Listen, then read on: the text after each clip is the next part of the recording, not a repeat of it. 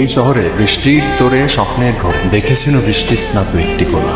আমি বৃষ্টি বিলাসী, ছাতা ধরে লাভ নেই। কবিতা কি এখন লিখলে? হ্যাঁ, আপনাকে উৎসর্গ করলাম। আজকাল স্টেশনের প্ল্যাটফর্মে পাগলের সাথে সাথে কি কবিরাও ঘুরে? আমাকে পাগল বললেন?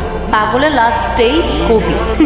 হাসিটা একটু আস্তে হাসুন। বৃষ্টিরা আজ আপনার হাসিতে বিমোহিত। বৃষ্টিরা আমার হাসিতে বিমোহিত, কিন্তু আমার রূপের ছটায় কেউ অভিভূত না। কেউ অভিভূত কিনা জানি না, কিন্তু আমি অভিভূত এবং বিমোহিত। তাহলে আপনি 50 নাম। 50 মানে? এর আগেও 49 জন কবি আমার রূপের ছটায় বিমোহিত এবং অভিভূত হয়ে পাগল হয়ে গিয়েছে।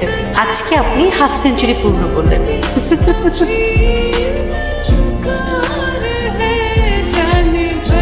সব আছে, শুধু বৃষ্টি বিলাসী। হয়তো আর কখনো তার সাথে দেখা হবে না, হয়তো আবারও বৃষ্টি আসবে আর আমি ক্ষণিক সময়ের জন্য দেখা ওই অচিন দেশের অচেনা মেয়েটিকে পথে পথে খুঁজে বেড়াবো। অতঃপর আমার চারদিক জুড়ে নেমে আসবে এক সুগভীর শূন্যতা।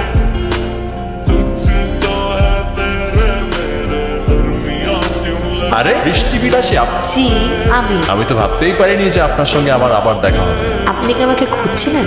আমি হারাই আমাতে, নিজেকে খুঁজে পাই তোমাতে। এত কবিতা কোত্থেকে আসে? কিছু কিছু মানুষকে দেখলে এমনিতেই কবিতা বের হয়ে আসে। আচ্ছা শুন, বাসা যেতে হবে, সুতরাং বিদায়। অপেক্ষার পর আসে প্রেম, প্রেমের জোয়ারে ভাসে মন। এই কবিতা কি এখন বানালেন? বাবা, এই বিরল প্রতিভা নিয়ে স্টেশনের প্ল্যাটফর্মে কি করেন? আপনার নাম? নাম দিয়ে কি আসে যায়? তার থেকে বড় বেনামেই থাকে, সেটাই ভালো। কিন্তু বৃষ্টি বিলাসীর তো খুব সুন্দর একটা নাম হওয়ার কথা, আর আমার মনটা সেই নামটা জানতে চায়। রুহি, আমার নাম রুহি। খুব ছোট্ট কিন্তু মিষ্টি একটা নাম।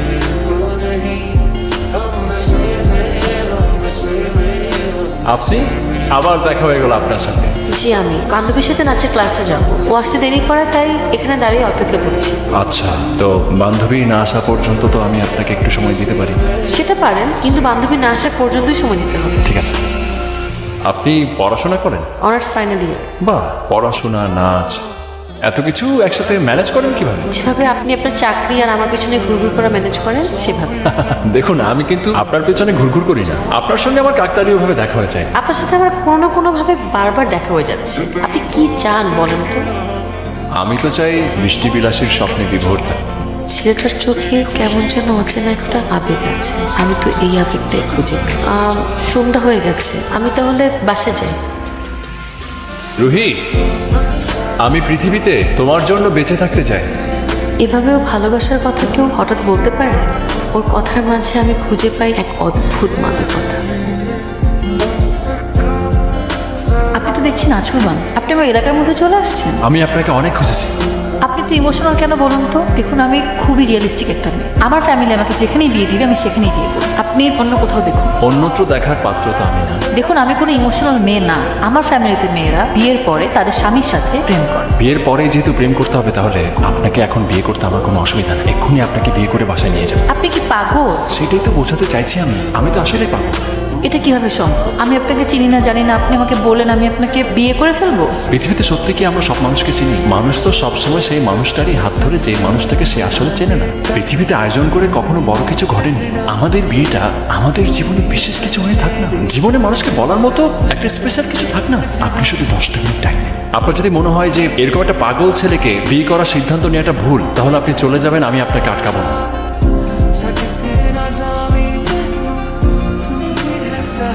তুমি এত তাড়াতাড়ি চলে আসলে বললাম একটু ভালো করে ভাবো।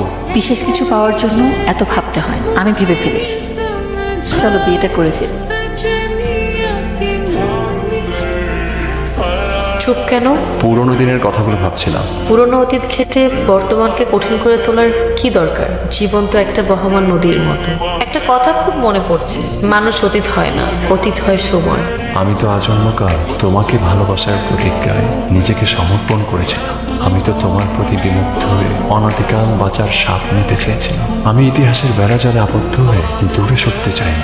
এখনো আমার ভেতরে বোবা কান্নারা ডুকরে ডুকরে কাঁদে তোমার জন্য। বৌমা, বৌমা, জি মা। এটা কি? জানি তুমি কোনো উত্তর দিতে পারবে না। শোনো, এই সংসারটা না আমার, এখানে আমি কোনো অন্যায় হতে দেবো না। মা কি হয়েছে? এই তুই কি জানিস তোর বউ যে সন্তান সম্ভবা? আর এই দেখ, সেটা নষ্ট করার জন্য এই যে এগুলো খাচ্ছি। রুহি, মা কি বলছো সব? তুমি কি করছো এগুলো? তুমি কিন্তু মাত্রা ছাড়িয়ে যাচ্ছ। বিয়ের 6 মাস পার হয়ে গেল, এখন পর্যন্ত তোমার মা আমাদেরকে মেনে নেয়নি। আমি কোন বয়সে বাচ্চা নিব? কান খুলে শুনে রাখ, আমি এখন বাচ্চা নেওয়ার জন্য প্রস্তুত না। তোমার যদি বাচ্চা নেওয়ার এত শখ থাকে আরেকটা বিয়ে করো, যাও। রুহি, এই মা দেখেছেন, আপনার ছেলে যে আমার গায়ে হাত তুলো, তাতে তার কোনো দোষ নেই, আর সব দোষ আমার।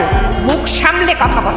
রাশেদ, আমি তোকে আগেই বলেছিলাম এই মেয়ের মধ্যে কোনো ঝামেলা আছে, সেই জন্যই আমি এই বিয়েতে রাজি ছিলাম না। আচ্ছা, তুমি আমাকে আর ফোন করবে না। কেন? আমি কি আমার ওয়াইফকে ফোন দিতে পারি না? শোনো রাশেদ, আমি বাচ্চাটা মিসক্যারেজ করেছি। কি বলছো তুমি সেটা? তুমি মুহূর্তের মধ্যে আমাদের সংসার, আমাদের আমাদের ভালোবাসা সবকিছু শেষ করতে তো পারো না। হ্যাঁ, দিলাম, কারণ তোমার আমার সম্পর্কের মধ্যে ইগো বাসা বেঁধেছে। সেই সম্পর্কে ভালোবাসা খোঁজা অনর্থ। তুমি আমাকে এইভাবে শূন্য করে দিতে পারো না। অনেক দেরি হয়ে গেছে রাশেদ। কেন আমার জন্য এরকম একটা ক্ষণস্থায়ী প্রেম এলো? আমার কিসে আনন্দ, আমার কিসে সুখ, এই জিনিসটা বোঝার ক্ষমতা তোমার নাই রাশেদ। অথচ এই আমি মাত্র 7 মিনিটের সিদ্ধান্তে তোমাকে বিয়ে করেছিলাম। অসীম শূন্যতার শহর, ঔন্নাসিকতার ভিড়ে উদ্ভ্রান্ত মনের মনোগল্পেরা উড়ে বেড়ায় নিদারুণ তীব্র বেদনায়। দেখ তো কিসের চিঠি আসছে। কি রে, কিসের চিঠি? রুহি আমাকে ডিভোর্স দিয়েছে। কি? আমি জানতাম এই মেয়েটা এরকম একটা কাজই ঘটাবে। মা, মা প্লিজ তুমি একটু এখান থেকে যাও। মা, আমাকে একটু একা থেকে দাও মা। রুহি, এছাড়া আর কোনো উপায় ছিল না। আমি তোমাকে নিয়ে বাঁচতে পারলাম না। আমি হেরে গেলাম, আমার প্রেম হেরে গেল।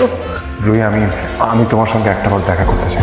প্লিজ, এই অনুরোধটা আমাকে করো না। তোমার জীবনের সাথে আমাকে বেঁধে রেখো না। আমাকে আমার মতো থাকতে দাও। তুমিও তোমার মতো জীবন গুছিয়ে নাও। রুহি, আমার পুরো জীবনটা তুমি এলোমেলো করে এখন আমাকে বোঝাতে বলছো। প্লিজ তুমি ডিভোর্স পেপারটা উল্টো করো প্লিজ। সেটা আর কখনো সম্ভব না রাশেদ। আজকে থেকে আমি তোমার অতীত, তোমার আমার মাঝে আর কোনো সম্পর্ক নেই, অধিকার নেই। তবে হ্যাঁ, সারা জীবন তুমি নামের একটা শূন্যতা বেঁচে থাকবে।